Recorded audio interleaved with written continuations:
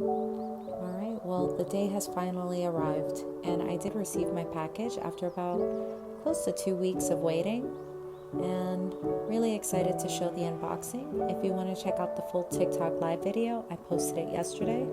Please feel free to check that out. So today is all about the unboxing and seeing what we got inside. So all the packages did come bound in some bubble wrap. First thing I pulled out was this tourmaline tower. Had a few druzy pockets in it. Really pretty and shiny. I was really excited about this orca agate flame. It was so pretty and milky, and the banding on it was really pretty.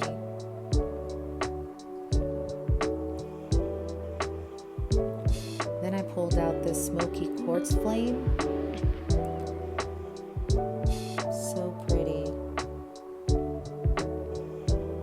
Next thing I saw was the rose quartz seashell carving and the mini amethyst purse.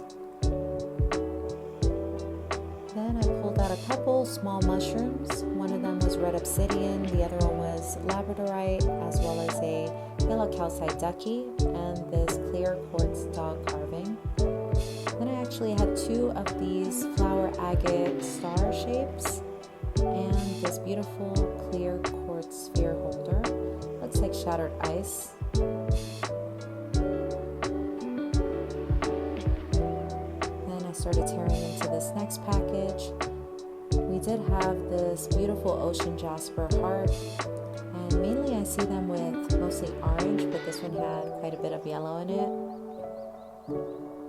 A smoky quartz worry stone, and it had a lot of rainbow flecks in it and flashes. This Euperlite sphere, and the camera did a good job of picking up some of the flashes in it, but really pretty overall.